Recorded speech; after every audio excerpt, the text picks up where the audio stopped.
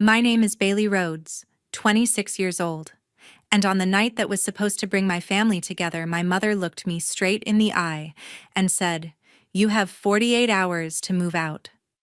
For a moment, the world froze. The glow from the Christmas tree flickered across the table, casting soft light over faces I thought I knew. No one spoke. Not my father, not my sister. Just the quiet hum of the heater and the smell of roasted turkey filling the air, warm, suffocating, and painfully ironic. I stared at them, waiting for someone to laugh to say it was a cruel joke. But no one did. My mother's knife glided through the turkey as if she hadn't just shattered the last piece of peace in our home. My father took another sip of wine. My sister scrolled on her phone, pretending none of this was happening. That's when I realized something. Sometimes betrayal doesn't scream, it whispers through ordinary moments, wearing the face of family. I didn't ask why. I didn't beg for reason. I just sat there watching people who shared my blood act like strangers. Every heartbeat felt heavier than the last, echoing inside my chest. When the night ended, I walked to my room, packed my bags, and decided this would be the last time I ever dined at that table. The next morning, I left without a word, without a backward glance, leaving them the rent, utility, and tax bills I'd already stopped paying. Before we continue, share your city and the time where you are right now. I want to know how far this story about family has spread. The morning after I left that table, one thought wouldn't leave my head. How did we even get here? It wasn't always like this. There was a time when our house in Tampa was bright and easy. My father, Edward, wore his police badge with pride, and my mother, Margaret, worked part-time as a nurse at the local clinic. We weren't rich, but we had rhythm. Bills were paid, birthdays were celebrated, and dinner meant laughter instead of silence. Then Dad retired early after a back injury, and everything changed. The pension was small, the medical bills weren't. Mom picked up extra shifts, but her smile grew thinner each month.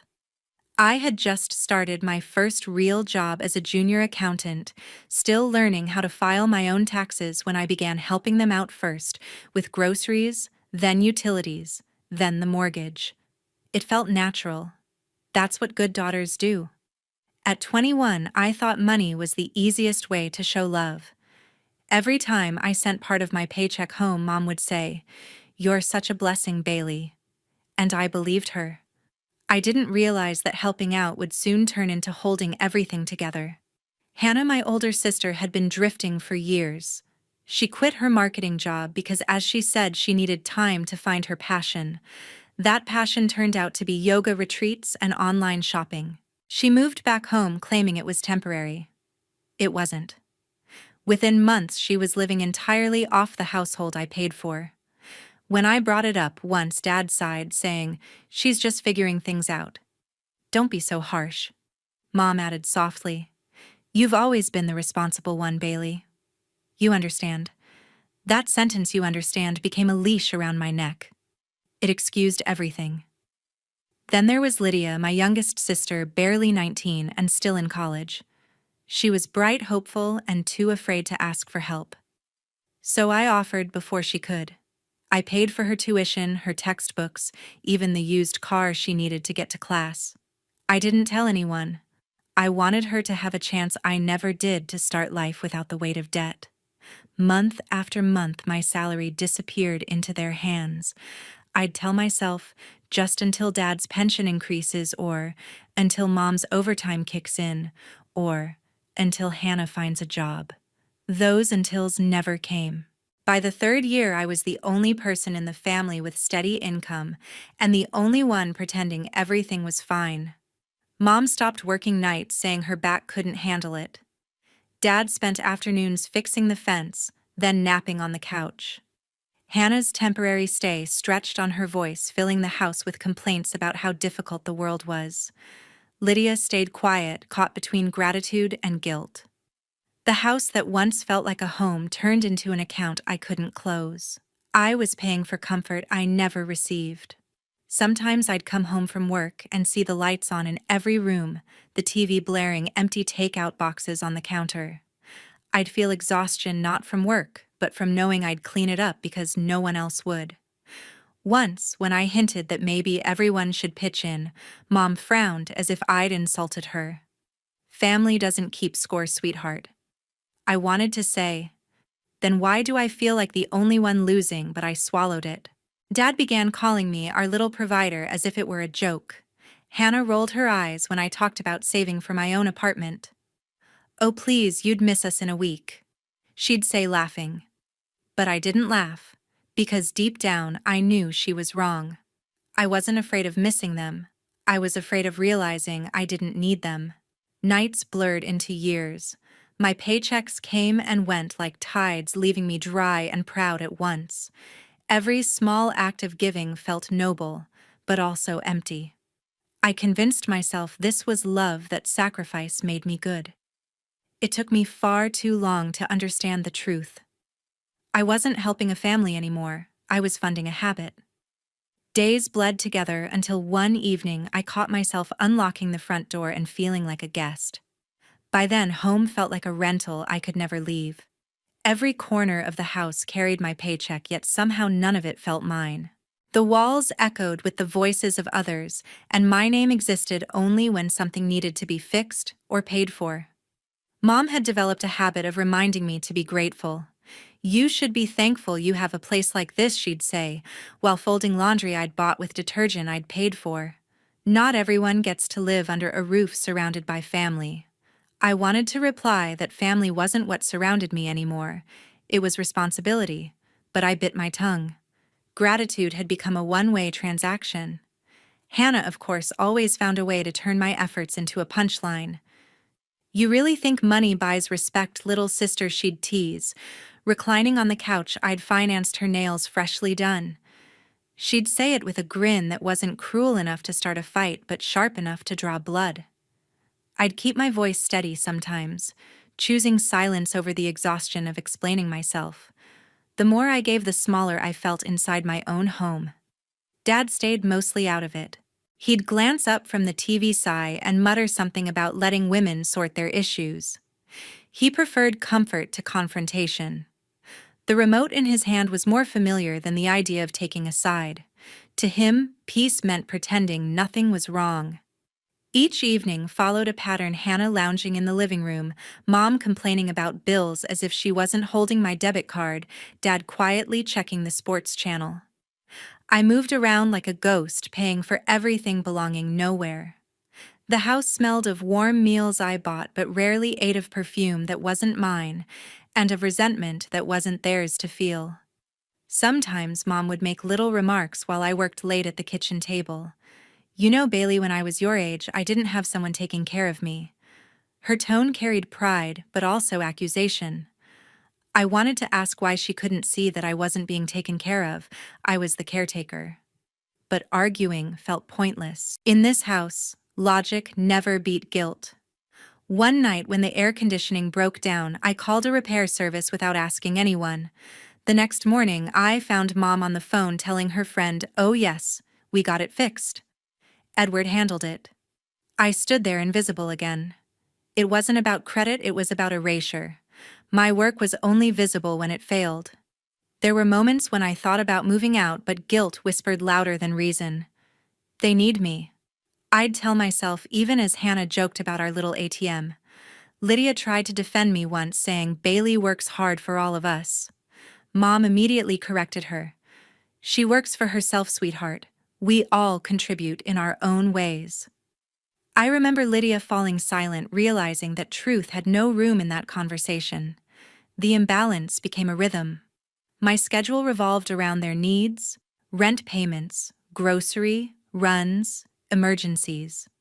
Their lives moved freely while mine was pinned under expectation. At night, I'd lie awake listening to the hum of the refrigerator, the ticking clock, and sometimes the faint laughter from Hannah's room. It sounded like a celebration I wasn't invited to. The breaking point came quietly.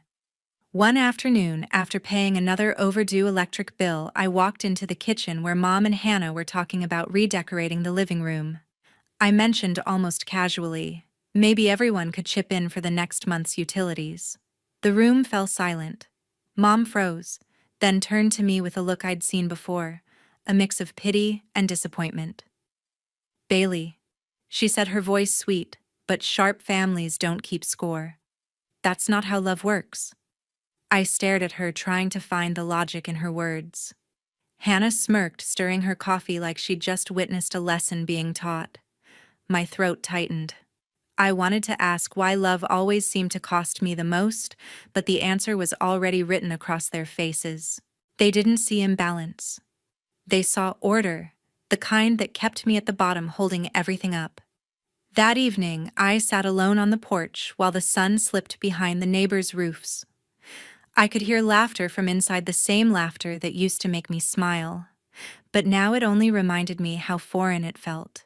The house glowed warmly from the outside, the kind of glow people mistake for happiness. Inside, I was slowly disappearing into the wallpaper. Money had made me indispensable but never respected. Every favor became expected, every effort invisible. Gratitude was demanded, never given. I kept trying to convince myself that things would even out someday, that once they understood, they'd finally treat me as part of the family again. But deep down, I knew the truth that silence couldn't hide anymore. Bailey realized fairness had never existed in that house. That Christmas night, I hoped for peace. The table shimmered with candlelight, the turkey glistening in the center, Lydia chatting cheerfully about her classes. For a brief moment, I believed we could pretend to be the family we once were.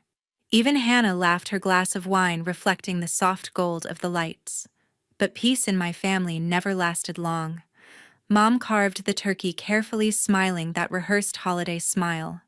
"This year's been hard," she began, her voice calm, almost gentle. "But we're together, and that's what matters." I nodded, forcing a smile of my own. Then she added, "And since we're together, there's something we should talk about." The knife stopped mid-cut. "Hannah's had a rough few months," she continued. "She fell behind on her credit cards, $22,000. The interest alone is impossible. We thought maybe you could help her out, Bailey." For a moment, I thought I'd misheard. The warmth of the candles felt like it turned to fire beneath my skin. "You want me to pay her debt?" I asked quietly. Hannah didn't even look embarrassed. She sipped her wine and shrugged. "You make the most money, don't you? It's not like you can't afford it." I felt the room tilt. The silverware gleamed under the lights.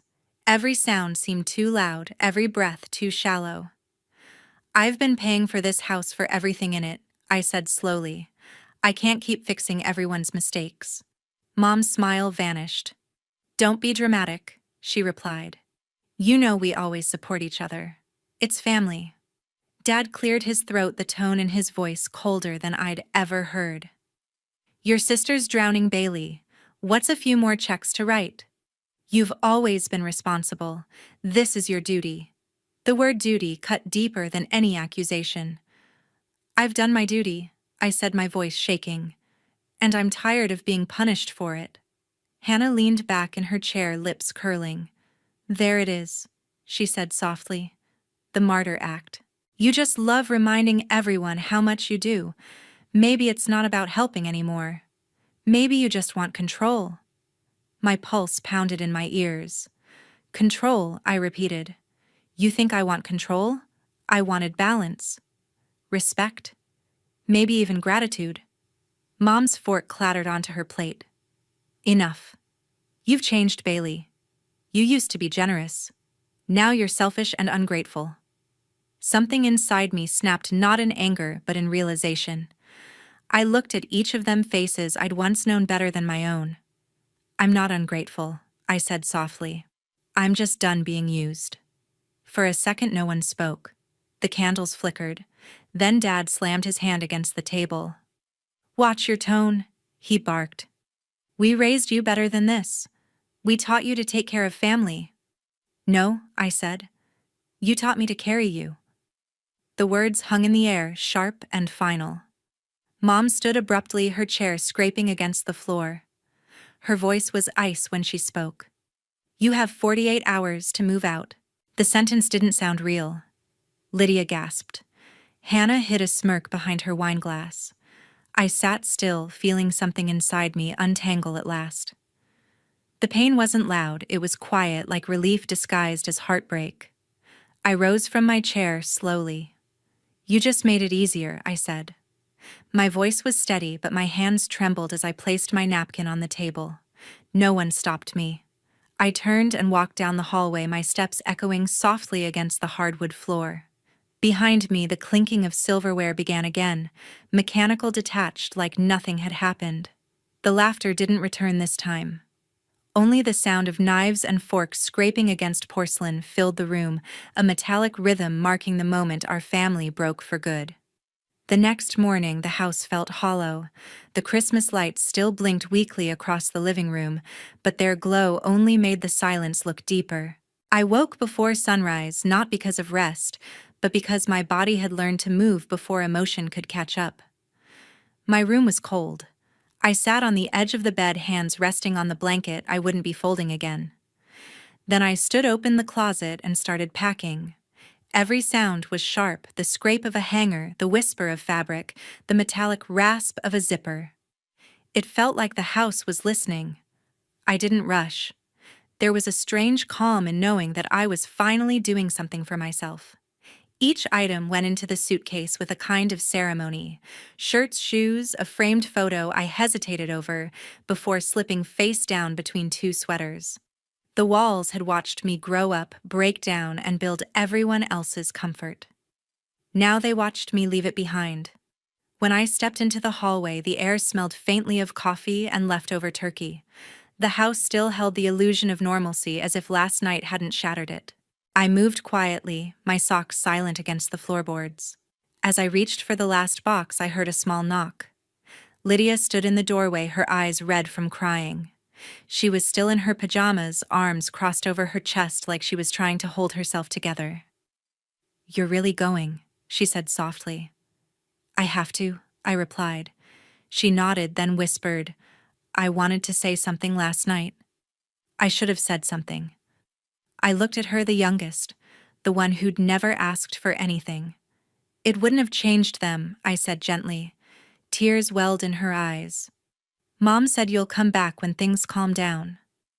I smiled faintly. "Then I guess I'll see you in another lifetime." She stepped forward and hugged me tightly. It surprised me how fragile she felt. For years, I'd carried this family without realizing who was quietly breaking under the same weight. I pressed my chin to her shoulder and said, "Don't become them, Lydia. Please." Her voice cracked. "I won't." When she left the doorway, I placed my keys on the dresser. There was a kind of freedom in not having to hold on to them anymore. Downstairs, the kitchen looked almost peaceful. The dishes from last night were gone, the table reset like nothing had happened. I pulled a thick envelope from my bag and set it on the counter. Inside were the final bills, rent, utilities, taxes, all stamped unpaid. I'd canceled every automatic payment an hour earlier. For the first time in years, their comfort wouldn't depend on me. I stood there for a moment, my hand resting on the counter I'd scrubbed 100 times, feeling the cold surface beneath my palm. Then I turned toward the window. The sun was rising, bleeding pale gold through the frost. It made everything look cleaner, even the house that had never truly been mine. As I picked up my suitcase, a floorboard creaked behind me. Mom stood in the doorway, still in her robe, hair messy from sleep. She looked older than I remembered. "We'll talk later," she said, voice tight, but measured, like she still believed she could control the narrative. I paused. "There's nothing left to say. Bailey," she said softer now, almost pleading, "you'll regret this." I met her eyes. "Maybe. But I'll regret staying more." For a long second, neither of us moved. Then she looked away, arms folding across her chest like she needed protection from the quiet. I turned back to the door, picked up my coat, and opened it. The cold air rushed in sharp and honest. It stung, but it felt like truth. Behind me, Mom muttered something I didn't catch. It didn't matter. On my way out, I stopped in the hallway and took one last look. The photos on the wall, vacations, birthdays, the illusion of unity stared back like witnesses. I'd spent my whole life trying to keep those frames from falling apart. Now I realized they'd been crooked all along. I stepped outside. The driveway was covered in a thin layer of frost each step, leaving a mark that glimmered briefly before fading. My car waited at the curb, a small ordinary thing that had suddenly become my escape. I placed the suitcase in the trunk and stood there for a moment, breathing in the quiet. From the open window upstairs, I saw Lydia watching. She didn't wave, just held my gaze, her expression steady and sad. I nodded once, and she nodded back. It was enough. I got into the car, started the engine, and let it idle for a few seconds. The air vents coughed out a weak gust of heat. The radio came on automatically, some old holiday song still playing across town. It sounded hollow, like it belonged to another world. As I pulled away from the house, I didn't look in the rearview mirror. The past didn't need witnesses anymore. The house grew smaller in the distance, its windows reflecting the pale morning light, empty, cold, familiar. For the first time in years, I didn't feel responsible for holding anything together. The road ahead was quiet, and so was I. Silence had never felt so loud. Freedom smelled like salt and rain. The air in Tampa felt heavier, wetter, alive, in a way Cleveland never did. When I stepped out of my car that first morning, the wind from the bay tangled my hair and filled my lungs with something that felt like forgiveness. I had driven 12 hours straight, the car packed with everything I owned, mostly boxes, a few clothes, and a quiet determination to rebuild from nothing. The small apartment I'd rented sat on a narrow street that led straight to the water. It wasn't much, a one-bedroom with peeling paint, humming pipes, and a window that didn't close all the way. But to me, it was the first place that didn't echo someone else's rules. For the first week, I stayed with Melissa, my old college friend, who'd escaped our hometown years ago. She greeted me with open arms and the smell of coffee. "You made it," she said, grinning. "Barely," I replied, my voice hoarse from the road. "You're here," she said, handing me a mug. "That's what matters. Now start over." Those words stuck with me, start over. I repeated them in my head as I unpacked during the following days. The apartment came alive piece by piece. First a mattress on the floor, then second-hand curtains fluttering with the sea breeze, then a small table I found at a thrift store. I paid my first month's rent with my own card and smiled when the receipt printed out. For the first time, every dollar I spent went toward my life, not someone else's comfort. I bought groceries for one, a carton of eggs, a loaf of bread, a small bag of coffee. Standing at the counter frying an egg, I realized I didn't have to rush anymore. No one was waiting for me. No one was taking from me. The loneliness that once scared me now felt like peace, wearing a new face. On the third day, I bought a desk, simple light wood, smooth to the touch. Setting it up took me hours, not because it was difficult, but because I wanted it perfect. It became the center of my new world. On top of it, I placed a small plant, its leaves bright and stubborn. I didn't even know what kind it was. "You'll do fine here," I said softly to it, half smiling. In the evenings, I walked to the bay where the water reflected the pink glow of sunset. Children laughed near the docks. Old couples fed gulls on benches. I liked how the world kept moving, steady, indifferent, beautiful. The wind smelled of brine and possibility. Melissa visited on Friday with takeout boxes and a cheap bottle of wine. So she said, settling on the floor beside me, "How does freedom taste?" I laughed. "Expensive," I said, "but worth every cent." We clinked glasses. "You'll be fine," she told me. "You've always been the one holding everyone else together. Now it's your turn." Her words sank deep. For years, I had been the glue holding a house that never truly wanted me. Now I didn't need to hold anything but myself. That night, the rain began soft at first, then steady, tapping against the window like fingertips reminding me I wasn't alone. I turned off the lights and lay in bed listening. Tampa rain sounded different. It wasn't gray or heavy like back home. It was clean. It washed away things I didn't know I still carried.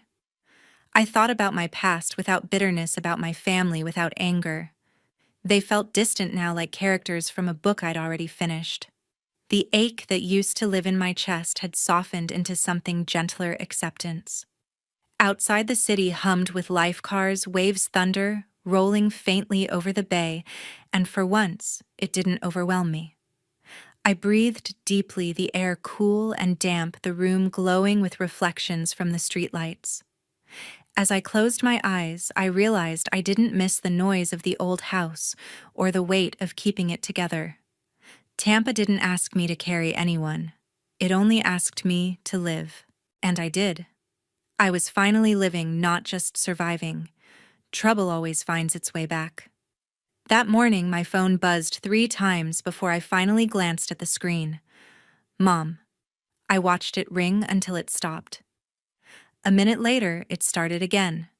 Her voice message came through soft, sugary, but tight at the edges. Bailey, sweetheart, we just wanted to talk. Call us okay, I didn't. I made coffee instead, the steam curling against the window, pretending the world outside my apartment was wider than the one I'd left behind. By afternoon, the sky turned gray. Thunder rolled faintly over the bay. I thought it was just another storm until someone knocked. 3 sharp hits, too heavy, too familiar. My stomach sank. Through the peephole, I saw them. Mom, Dad, and Hannah stood in the hallway, soaked from the drizzle. My heart raced, but my hand still turned the lock. What are you doing here? I asked, voice flat. Mom's smile was tight, rehearsed. We were in the area, she lied. Can we come in? Before I could answer, they stepped inside. The air changed instantly. Warmth drained from the room. Dad looked around, unimpressed. Small place, he muttered. Hannah stood behind them, arms crossed, eyes swollen. Mom began. We've had some problems back home. She paused, scanning my face for sympathy that wasn't there. The landlord cut off power. Said we missed 2 months' rent. Your father's been trying to talk to him, but he's being unreasonable. I said nothing. She went on. We just need a little help just this once. You're doing well here, right? My jaw clenched. How much, I asked. 23,000, Dad answered before she could. It'll cover the bills, and Hannah's her credit cards. I finished for him. Silence. Dad's face tightened. Family helps family, he said sharply. You've got savings. You owe us at least that much after everything we did for you. The words hit like cold water. I laughed softly, not from humor, but disbelief. Everything you did for me? Mom stepped forward, voice trembling. Bailey, please. We're struggling. I know you're angry, but we're still your family. You taught me that love means debt, I said quietly. I'm done paying. Hannah sniffed, her voice cracking. Please, Bailey. It's not my fault. I didn't ask for. You didn't stop asking either, I cut in. Every time I helped, you wanted more. I kept waiting for someone to say thank you, but all I got was silence until you needed me again. Dad's temper flared. Watch your tone, he barked. We didn't raise you to talk to your parents like that. I met his eyes. You didn't raise me at all. You just drained me. He opened his mouth to argue, but I was already done. I walked to the door, held it open. You should go. Mom's voice broke. You'll regret this. Maybe, I said. But at least it'll be my regret, not yours. Hannah's tears fell freely now. Please, can't we just start over? I shook my head. I did. You didn't. They stood there for a moment, 3 people who once defined my world. Now strangers I barely recognized. Then Mom sighed, whispered, Let's go. Dad hesitated, then followed. Hannah turned last, her face a blur of guilt and fear. I didn't move until the hallway went silent again. I locked the door, leaned my forehead against the wood, and let out a long breath. Outside, the rain picked up, pattering against the window like applause for a decision too long delayed. For the first time, I didn't feel guilt. Just space, clean, quiet, and mine. The kind of silence that used to frighten me now felt like proof of freedom. I made another cup of coffee, sat by the window, and watched the streetlights flicker on one by one. The storm outside kept raging, but inside it was calm. I knew this peace would last, Not because they were gone, but because I finally meant it when I closed that door. Months passed before their names stopped appearing on my phone. At first, I'd still glance at the screen when it buzzed, a small part of me hoping for something different, a message that wasn't about guilt or money. But silence, I learned, could be a form of healing too. One afternoon, Melissa came by with takeout and an envelope. "Your sister sent this," she said. My hands froze. Which one, I asked, though I already knew. Lydia. The only one who hadn't come to my door that day. I waited until she left to open it. Inside was a short letter written in Lydia's careful handwriting. "Bailey," it began. "I wanted to thank you. You were the only one who ever told me the truth, even when it hurt. I used to think love meant giving up everything for others, but you showed me it's supposed to make you feel safe. I finally understand that love isn't debt, it's respect. I'm working 2 jobs now. It's hard, but I feel free. I hope you're happy where you are." I read those lines 3 times, the ink slightly smudged near her signature, as if she'd cried while writing. I smiled, not out of pride, but out of relief. Someone had understood. The chain had broken somewhere. Later that week, I heard from an old neighbor back home. Word travels fast in small towns. Mom and Dad had lost the house. The bank repossessed it after months of missed payments. They'd moved into a relative's basement, too proud to ask anyone else for help. Hannah apparently was still drowning in debt. Her car had been taken back after she defaulted. I didn't feel joy in hearing it. Just distance, like reading about strangers whose names happened to match my family's. Sometimes I wondered if they blamed me. Sometimes I wondered if they finally saw the truth. But those thoughts didn't linger long. Life in Tampa had a way of reminding me to stay present. The sunset still painted the bay gold, and the air still smelled of salt and possibility. I often sat on my small balcony with coffee, the same one I'd bought on my first day here, watching the waves move with patient rhythm. I thought about how long I had lived on survival mode, how exhaustion had become routine, and how quiet strength now filled its place. I whispered to myself, almost like a prayer, family should be a home, not alone. For the first time, it didn't sound bitter. It sounded true. I folded Lydia's letter, neatly placed it in the drawer beside my desk, and turned toward the window where the last light of the day shimmered. The world outside felt both new and familiar, like breathing after years underwater. I had finally surfaced. I looked out at the horizon and smiled. "Thank you for listening to my story," I whispered, imagining the faces of strangers who might hear it one day. "If you've ever had to choose between peace and family, tell me, what would you have done in my place?"